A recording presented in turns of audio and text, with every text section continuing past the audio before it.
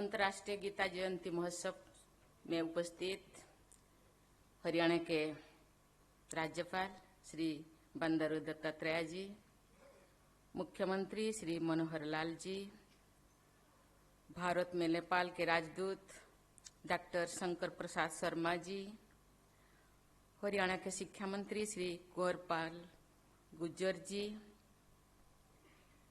कुरुक्षेत्र विद्यापीठ के VC professor Somnath Sachdev जी, स्वामी गोविंद गिरी जी, स्वामी ज्ञानानंद जी महाराज, उपस्थित जनप्रतिनिधिगण, उपस्थित संत समाज, गणमान्य अतिथियों, देवियों और स्वजनों, सभी को मेरा प्यार भरा नमस्कार।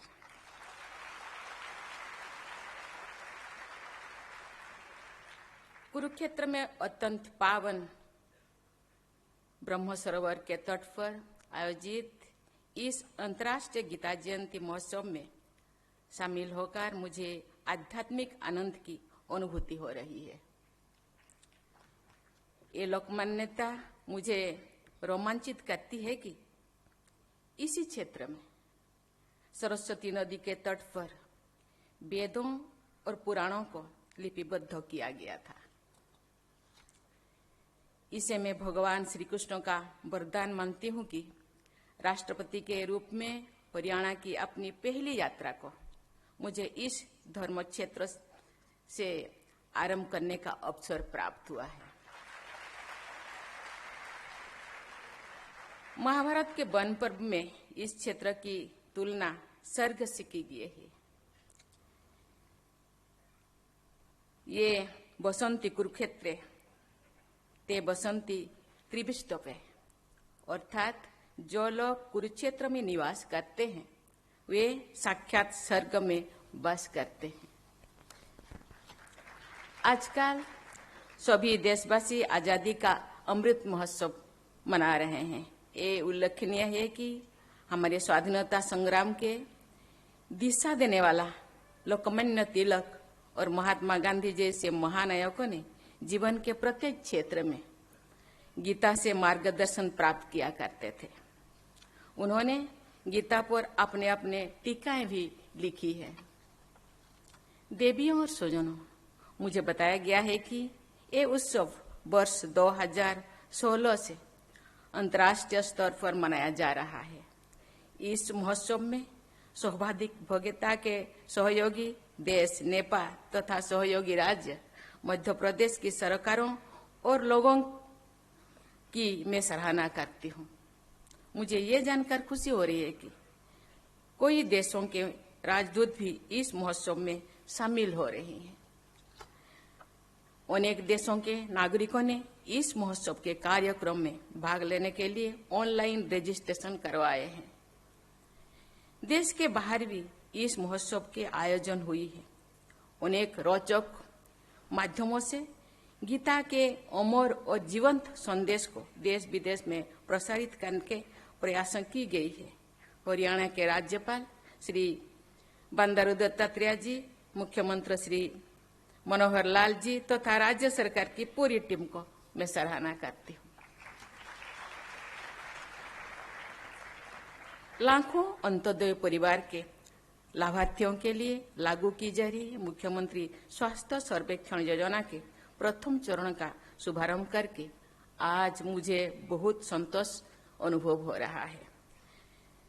जिला सिरसा में स्थापित किए जाने वाले मेडिकल कॉलेज एवं हॉस्पिटल का शिलान्यास करने को मैं जनमानस की स्वास्थ्य सेवा से जुड़ने का सुअवसर मानती हूँ। ये दोनों ही कार्य गीता में कही गई ये बात याद दिलाती है कि सर्वभूतो हिते रता, अर्थात समस्त प्राणियों के हित में लगे हुए लोग भगवान के कृपा पात्र रहते हैं। जन कल्याण को संबल प्रदान करने वाले इन दोनों परियोजनाओं के लिए मैं राज्य सरकार की हृदय से प्रशंसा करती हूँ। भारत सरकार द्वारा जारी निर्देशों के अनुसार इंफॉर्मेशन टेक्नोलॉजी का प्रभावी उपयोग करके हरियाणा में लागू किए जा रहे ओपन लूप टिकटिंग सिस्टम और जीपीएस सिस्टम का शुभारंभ करके भी मुझे बहुत प्रसन्नता हुई है। ये व्यवस्था गीता में बताया गया है कि योग कर्मसु कौशलम के आदर्श का उदाहरण है। यातायात तथा परिवहन को कुशलतापूर्वक संचालित करने की इस पहल के लिए मैं एक बार फिर हरियाणा सरकार को सराहना करती हूँ। देवियों और स्वजन, श्रीमद् भागवत गीता सही अर्थों में एक अंतर्राष्ट्रीय पुस्तक है। अनेक भाषाओं में गीता के कई अनुवाद हो चुकी है। ये भारतवर्ष का सर्वाधिक प्रसिद्ध और लोकप्रिय ग्रंथ है। जितनी टीकाएं गीता पर लिखी गई है, उतनी शायद ही किसी अन्य पुस्तक पर लिखी गई होगी। जिस तरह योग पूरे विश्व समुदाय को भारत की सौगात है, उसी प्रकार योग शास्त्र गीता भी पूरी मानवता को भारत माता का आध्यात्मिक उपहार है। गीता पूरी मानवता के लिए एक जीवन संहिता है, आध्यात्मिक दीप स्तंभ है।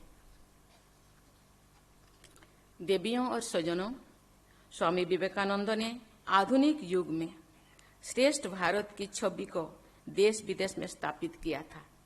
उन्होंने श्रीमद् भागवत गीता पर विस्तार से प्रवचन दिए थे। स्वामी विवेकानंद कहते थे, गीता कायरता को छोड़ने और वीरता को अपनाने का उपदेश देती है। हरियाणा के वीर जवानों, मेहनती किसानों और संघर्ष करने वाली बेटियों ने गीता के उपदेश को जीवन में ढालकर अपने अपने कर्म क्षेत्र में हरियाणा का और पूरे देश का गौरव बढ़ाया है। हरियाणा की इस यात्रा के दौरान विभिन्न क्षेत्रों में अपना विशेष योगदान देने वाली बहनों और बेटियों से मिलने का भी मैं निर्णय लिया है। हरियाणा की बहनें और बेटियां भारत का त्रिरंगा अंतर्राष्ट्रीय मंच पर लहरा रही हैं। मुझे हरियाणा की इन बहनों और बेटियों पर गर्व है। देवियों और स्वजनों, गीता के विषय में एक बहुत लोकप्रिय श्लोक है, सर्वोपनिषदो गावो दग्धा गोपालनंदनः पार्थवस्य सुधी भक्ता दुग्धो गीता मूर्धं महतम। अर्थात सभी उपनिषद गौ माताओं की तरह है। उन गौ माताओं को दुहने वाले गोपाल नंदन श्री कृष्ण है और गीता रूपी असाधारण दूध को पीने वाले बुद्धिमान अर्जुन है। इस प्रकार ये श्लोक सभी उपनिषद को माता का स्थान देता है। राष्ट्रपिता महात्मा गांधी भी श्रीमद् महात्मा गांधी को गीता माता कहते थे। गांधी जी ने कहा था, मुझे जन्म देने वाले माता तो चली गई, पर संकट के समय गीता माता के पास जाना मैं सीख गई हूं। केवल 700 श्लोकों की गीता में सभी वेदों का सारांश समाहित है। गीता वेदांतों का सबसे महत्वपूर्ण ग्रंथ है। गीता एक ऐसी पुस्तक है जिसमें व्यावहारिक जीवन और अध्यात्म की सभी शंकाओं के समाधान सरलता से मिल जाती है। ये एक कंप्लीट बुक है। गीता के ज्ञान को समझने वाले के लिए किसी अन्य शास्त्र, किसी अन्य पुस्तक को देखने की जरूरत ही नहीं है। गीता के रचना करने के बाद वेद व्यास ने लिखा था, गीता सुगीता कर्तव्या किम अन्यई शास्त्र विस्तरे। अर्थात गीता को ही ठीक से समझ लेना चाहिए, उसके बाद अन्य शास्त्रों के विस्तार में जाने की क्या जरूरत है। अर्थात कोई जरूरत नहीं। गीता में ये समझाया गया है कि फल की इच्छा का त्याग करना है, लेकिन आलस्यों का भी त्याग करना है। निस्वार्थ भाव से कर्मशील रहना ही सही मार्ग है। अकर्मण्यता और कामना इन दोनों का त्याग करके कर्म करते रहने में जीवन सार्थक हो जाती है। सुख और दुख में समान रहना, लाभ और हानि में समान भाव से स्वीकार करना, सम्मान मिले या अपमान उससे प्रभावित नहीं होना तथा सभी परिस्थितियों में अपने संतुलन को बनाए रखना, यह गीता का बहुत ही उपयोगी उपदेश है। यह संदेश भी है। ऐसे संतुलित व्यक्ति को स्थितप्रज्ञ कहा जाता है। देवियों और स्वजनों, श्रीमद् भागवत गीता विपरीत परिस्थितियों में उत्साहवर्धन और निराशा में आशा का संचार करने वाला ग्रंथ है। ये जीवन निर्माण करने वाला ग्रंथ है। इसलिए अंतर्राष्ट्रीय गीता महोत्सव के आयोजकों से मैं ये अनुरोध करती हूँ कि घर घर में, गांव गांव में, नगर नगर में गीता के प्रचार प्रसार के लिए अनवरत प्रयास करते रहे। मैं इस बात पर जोर देना चाहूंगी कि गीता के उपदेश को आचरण में ढालना अधिक महत्वपूर्ण है। मैं एक बार फिर अंतर्राष्ट्रीय गीता जयंती महोत्सव के आयोजन तथा जनकल्याण की योजना के शुभारंभ तथा शिलान्यास के लिए हरियाणा सरकार की सराहना करती हूँ। सबसे तेज गति से विकास कर रहे राज्यों में शामिल हरियाणा के सभी निवासियों के उज्जवल भविष्य की मंगल कामना के साथ मैं आपको बहुत बहुत बधाई देती हूँ।